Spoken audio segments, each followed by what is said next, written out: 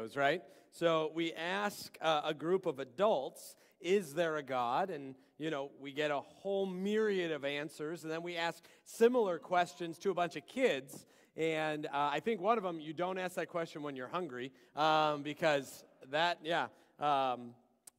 wine and tomatoes and grapes. And then he gets the meat, he gets the protein in, which is good, turkey and all of that. But it's an interesting kind of comparison, isn't it? I watched both of those videos, the Explore God video and then the kids one. I watched a lot. I'm not going to tell anyone I lost probably an hour to Kids Say the Darndest Thing videos this week. But that question kind of engaged in two very different ways, different sets of answers. One of the ones that I thought was interesting was the lady in the Explore God one with the glasses that said she grew up in an atheist household. And how old do you think she was? I don't know. How old do you think she was? Anybody want to guess? 29. Anyone? Maybe another one? 26. So probably mid to late 20s, right? And we think about that. She grew up in an atheist household, and in the Midwest, that's somewhat of a new phenomenon. That is a phenomenon that probably has only been around for 20, 30, 40 years. If you think back, those that can think back 50, 60 years ago, you think that would have been said of any family? I mean, you can sit down and have conversations. I had one at a coffee house in Crown Point with a lady, this was 3 years ago, with a lady who was 45 and never once stepped into a church. Not for a wedding, not for a baptism or anything like that. And it started such a interesting, very long, kind of fully packed conversation because that's part of where we are in the culture. There's a cultural understanding that questioning God, whether there is a God and questioning maybe who he is a normal thing. And that's why I'm not at all surprised that in this Explore God series, this is question number 2. It's not like we had to even get to it in like question 6 or 7. This was question 2. Last week, purpose. This week, is there a God? So I'd love to sit down and ask each and every one of you if you've ever asked that question. And my guess is, even if you've been in church for 87 years, my guess is you've probably asked that question in one time or another in your life. And when do we normally ask that question? I don't think, I can say now up to, we have 3 boys, 6, and Joey being 6. They've never really asked that question yet. Is there a God? I think definitely in those formative years, things are very concrete. They believe there's a God because mom and dad believe. Now, I know at some point they're going to get old enough, probably 7, where they start not listening to us, right, and start questioning everything. But, those times in life as we get older, much like we talked about last week, I think that's when the questions start to come. But, think about, for you guys, what happens in people's lives that we think that question starts to surface? Maybe not stage of life, but is there maybe some circumstances in life when that question may come about? Does anyone want to venture an answer to that? When in life do we really ask this question? When someone dies. Sure. We'll actually get to that toward the end of the message, but that absolutely. When someone dies. What else? What? Difficult times. Sure. Sickness. Absolutely. So in my notes, I wrote hurt and pain. That if we're honest with ourselves, we ask that question during times of hurt and pain. Sickness, hard times, death, that all falls into that. We don't necessarily ask this question, I don't necessarily know if it's the topic of conversation that you have at your dinner table. In the Hollendoner house, when we have dinner, it's not, Joey, how was your day at Highland Christian? Did you have recess? Joey, do you believe there's a God? Like, that's not really how the conversation in the Hollendoner house goes. Maybe it's different for your house, but that's not ours. I didn't really grow up in a house where that question was even posed. But when we go through things in life, a question starts to come. And as I was kind of formulating some thoughts for this sermon, it really came about this idea of faith. Now, faith is being assured of something that you can't see, right? The evidence of things unseen. It takes faith to believe in certain things. From the Loch Ness Monster to the Lord Almighty, right? It does take faith. And really, in those times of life, when our faith is tested, think about that. When your faith is tested, marital issue, maybe a death, whether expected or unexpected, a hardship, the loss of a job, when things are more negative in life, it takes faith to get through them. For all of our married people, right? How many people have, if you're married, have you fought in the last, I'll give you some grace, in the last 6 months? How many of you have gotten into arguments? Yeah, half of you are liars. That's awful. I know for a fact that I'm sure, and again, this doesn't have to be screaming matches, right? You didn't all grow up in the Hollendoner house where we went from like 1 to 10, right? We didn't, but I know that there's disagreements. But it takes faith that the other person's going to come back to the relationship. Maybe also physically back, but also, emotionally back. It takes faith to go through those hard times. When God doesn't jump through our verbal expectations in life, it takes faith. And the opposite of faith then is what? Fear and doubt. Hurt and pain, fear and doubt. Those questions, that question of is there a God, comes up. Maybe another area of life is when someone in your life disappoints you.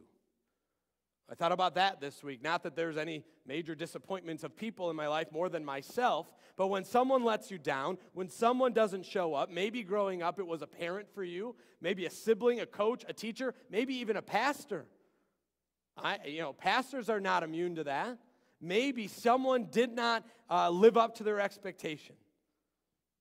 It doesn't mean that they don't exist. It doesn't mean that they don't care. It doesn't mean they don't love you. It doesn't mean that they don't want you to be in your life. But really, when things like that happen, we question. When people close to us let us down, we question. But hopefully, if something like that happens, you're able to rebound in life, maybe even make peace with that person, and you keep living on. But only really God do we allow that one strike. Now, in the Hollendoner house, it's a 3 strike and you're out, right? Or in the 3 strikes and you're grounded. Okay, that's kind of the rule in the Hollendoner house. And that's one that Carrie gives to all 4 of her boys. And so, that's that understanding. But really, if we are honest, how often do we only give God 1 strike? When things don't happen in life, God, 1 strike and you're out. 1 strike and you know what? I'm going to be 98% that you exist. I'm going to hold to that 2% that you don't. And how often do those numbers fluctuate? Why do we do this? I think it's because of this question. It's because of a fear. Because if we are honest, the fear of what if God doesn't exist is enough to cripple each and every one of us. We don't want to give God the benefit of the doubt. Because the evidence of things we see far outweigh the evidence of things that we have to take on faith. If I could sit down with each and every one of you, faith would be a difficult subject for the majority. I would say major majority. Now, even though you may be a believer and you wear your WWJD bracelet and you do all of those things, that faith and doubt is something that you struggle with.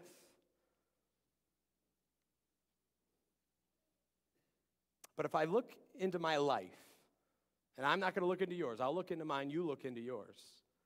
In the times when I've asked that question, and I'm a pastor, right? I'm supposed to never question, never doubt. I'm supposed to always have the right answers.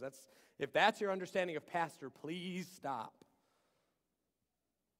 But if I look back at my life, and if I look into my heart of hearts, when that question, is there a God, comes out, and if I'm truly honest and vulnerable, I really don't believe it's because God left. I don't believe it's because God left the situation. I think it's because I did. And I think that's where that question, for so many people in the world, this question is such a popular one. This question could scare you to death. This question could also bring a lot of comfort. Think about that. That's almost as different as the two videos we watch of the kids. But think about that. As kids, we just think God has a lot of paperwork. And that heaven's going to be full of wine and tomatoes and grapes. We don't really see the negative. And just like because of growing up in purpose that we talked about last week, it's because we go through things in life when we want to project our own faithlessness to God. That we can read in the Bible that God is faithful beyond faithful, who was and is to come, and all of those things. And good Reformed people, if we open up the catechism, Lord's Day 1, right? Our only hope in life and in death. But when we project our faithlessness, we don't want to do it alone. So we're going to throw that on God. And then the question comes, is there a God? So let's go back and start in the beginning. Not in the beginning of the Garden of Eden. Let's go back to the beginning of you and me. So we're born. In whatever situation we find ourselves, we were born. How do I know? You're all here. That you were born. You were created. And creation is a pretty big deal when it comes to answering this question. We're going to dive into Romans and in Matthew in a second. But in order to answer this question, remember last week we talked about, for 7 weeks, we're just going to acknowledge God. So even if you are the atheist upon atheist, even if you're just not sure of the not sure, we are going to acknowledge, right? If you're going to be here, we want you to acknowledge for 7 weeks. I'm not asking for 8, I'm asking for 7, that there is a God. I want to also acknowledge now for 6 weeks, not only is there a God, but that He created.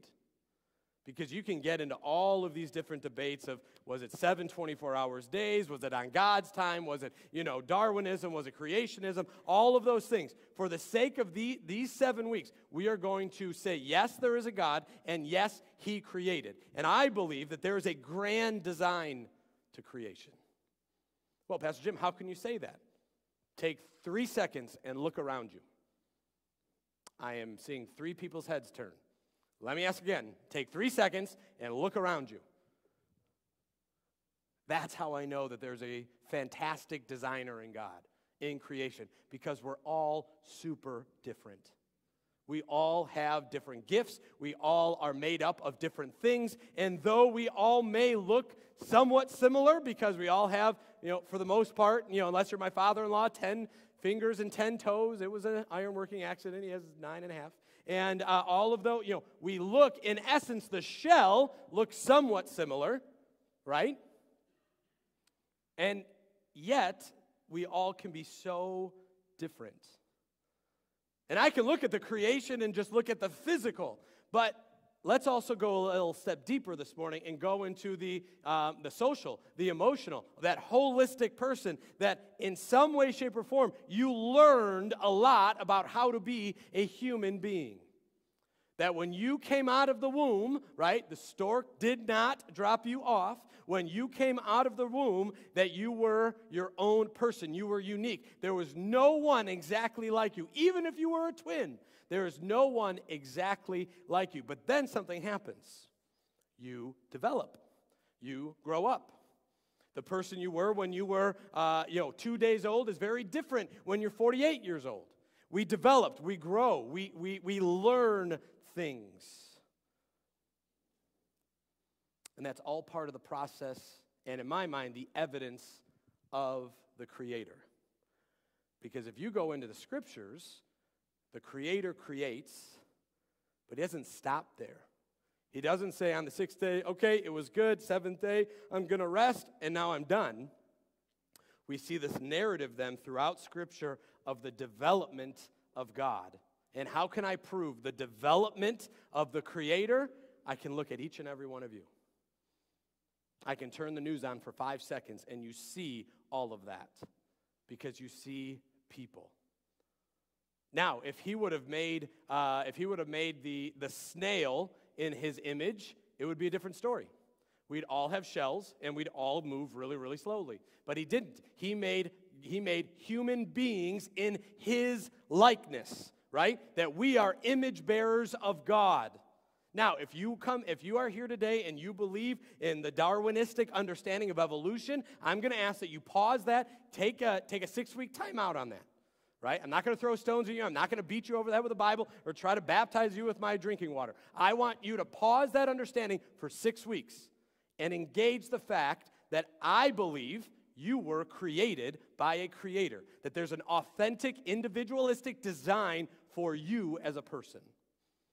Now, I'm just going to say right off the bat, that is far more exciting than just go, no, we evolved over millions and millions of years of these different cells, and, really, your design ball came from the gutter fish or the ape. If you choose to believe that, again, I'm not going to judge you. I'm going to love you, and I want to go out and have that conversation with you. We could do that on Thursday at Applebee's, 7:30, right over there. But I want to think and believe that, no, you were created with a design, with a purpose. Now, some of you may look at the design and go, no, I'm living out more of a design flaw than anything. No, you're not. You are not. You were created with a design. You were created with a purpose. We talked about that last week. And as you grow, you learn certain things. And we're not talking about learning how to steal second base or learning how to throw a pass or cut hair. We learn things that cause disappointment, frustration, punishment, a sense of achievement, a sense of success, a sense of failure, a sense of anger, a sense of love, and a sense of joy. All of those were not put inside of you 2 days after you were born. Some of that is developed in you over time according to your surroundings, that the God, the designer, allows for that, right? If we believe God is sovereign, and for 7 weeks, I'm asking for you to believe that God is in control of everything, and again, all of the things that you want to ask, we're going to hit those in these 7 sermons. But if God is sovereign and he has all of that in control, there's a reason why we learn all of those things. If I say, think about the last time you were disappointed in life, you probably are going to learn a lot about yourself and a lot about your surroundings. And if you can challenge yourself, you're going to learn a lot about God. So let's jump into Romans. Again, remember, for 7 weeks, we're acknowledging God, that he exists. He wants us to live in the world and live out his peace. That's our purpose, right? But let's jump into Romans 1. So Romans 1, 19 and 20, it'll be on the screen. Just kind of listen as I read it. For what can be known about God is plain to them, because God has shown it to them. For his invisible attributes, namely his eternal power and divine nature, have been clearly perceived ever since the creation of the world, and the things that have been made, so that they are without excuse. So what Paul is saying, he's writing this letter to the church in Rome, right, in the first century. What he's saying there, and again, it's historic Paul. You can go in other historical documents and learn about this guy Paul, right, not just in the Bible, and he wrote letters to churches. That creation itself proves God's existence. If we are framing that God does exist, like we are for 7 weeks, and that he created, all you have to do is look around and see what he's created. That creation reflects his creativity, his uniqueness, and the beauty of the Creator. And for some of us, even Christians that maybe been in the church for a long time, we don't spend a lot of time creation to Creator. We really don't think that way, but I want you to think about it. That creation reflects the creativity of God, the uniqueness of God, and the beauty of God, mostly in us. Now, you can look out, and I could have you all look at the snow for 3 minutes, and that's going to draw up so many different emotions. Some people are going to think it's beautiful, and they're going to quote the Psalms that, just like the whiteness of the snow is the purity of the salvation of Christ, blah, blah, blah. And you can do all of that. Or you can be like me and go, I think this was the result of the fall. And, so you may have that understanding as well. And so you can look at something, we can look at something in nature and look at it at polar opposites.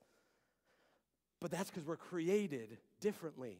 We have the understanding, we have the way we see things differently. Think about it from the early stages of conception through death. Okay, so life to death. Human beings reflect their Creator in the way they live out creation, don't they? That you are reflecting something. And what that means, and sorry if this is a reality bubble for you that's getting popped, you didn't create any of this stuff yourself.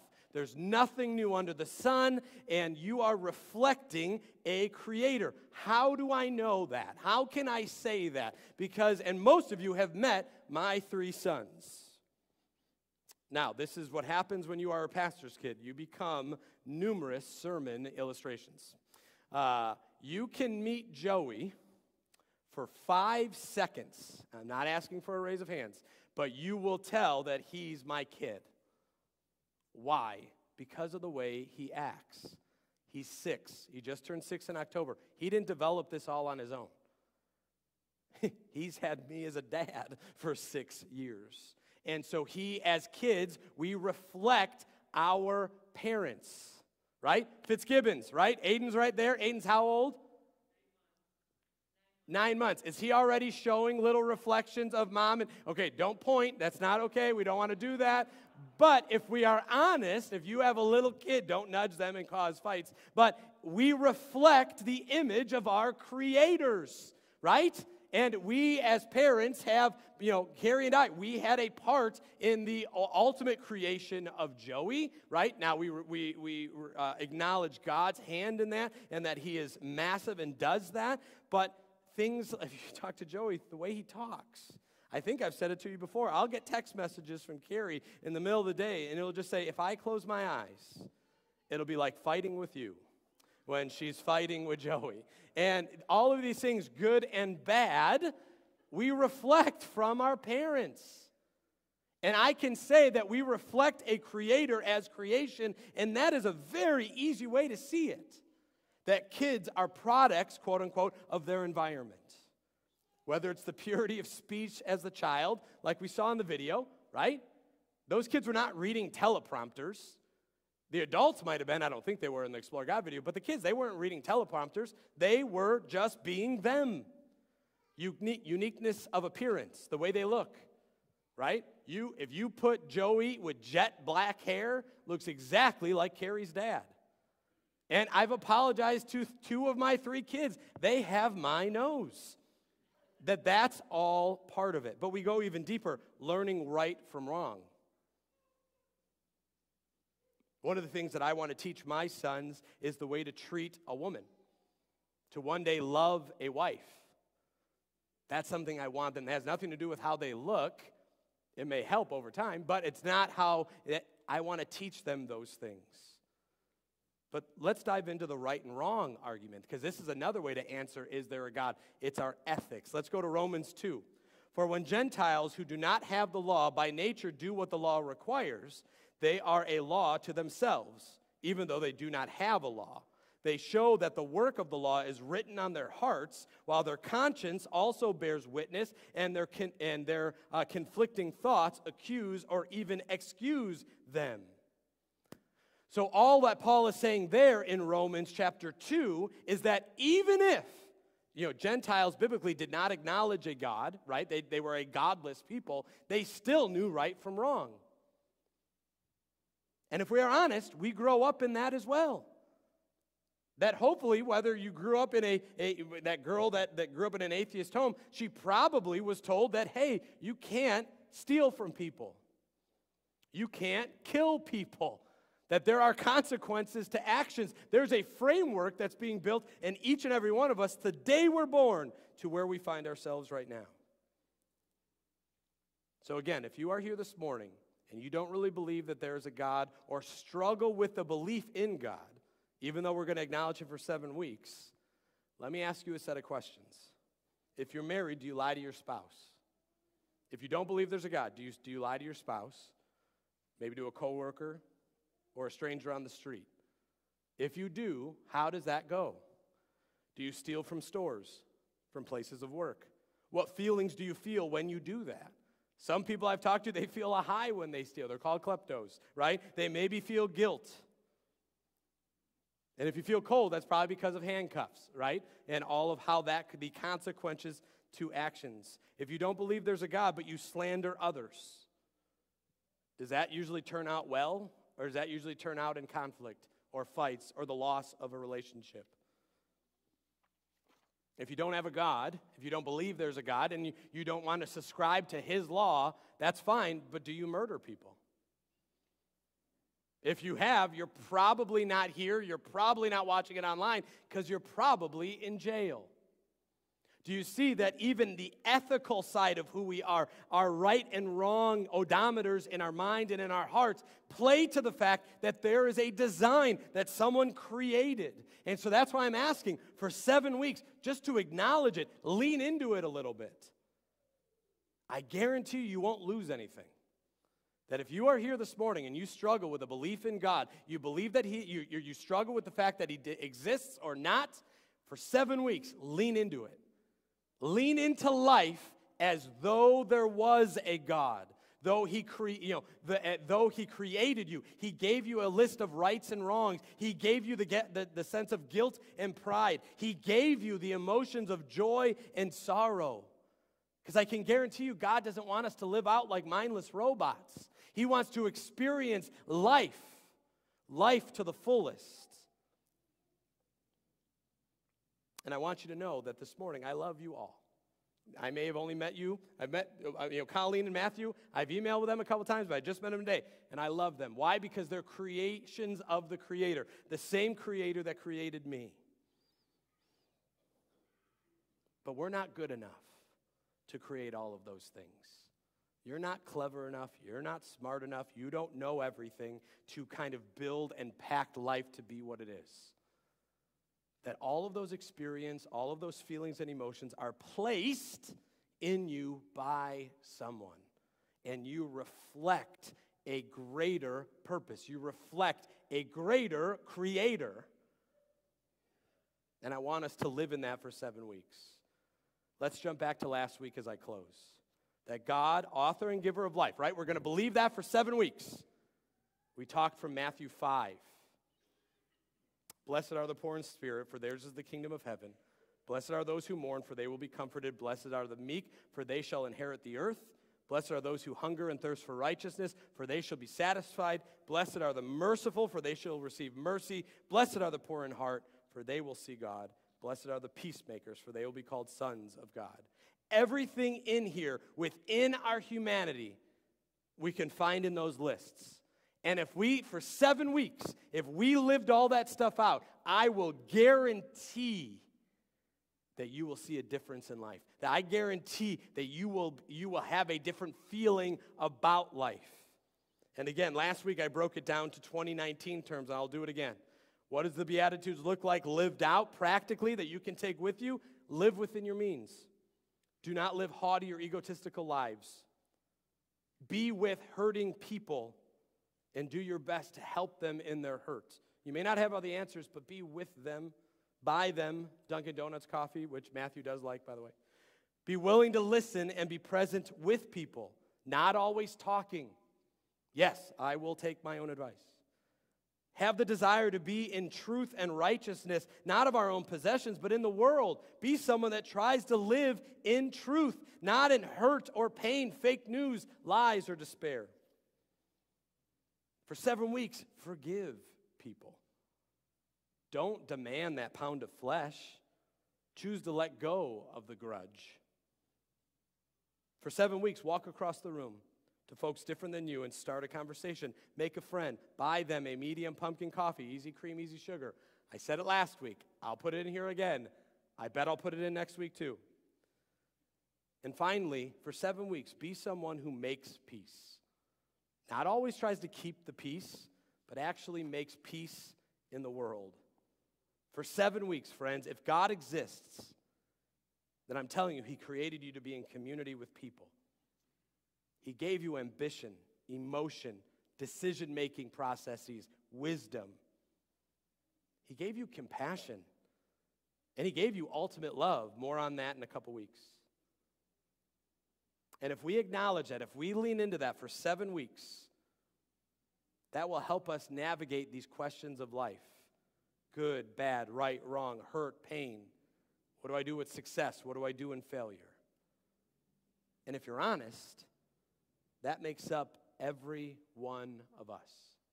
Every fiber of our being is made up in that. So I close with this. Think of the last week of your life.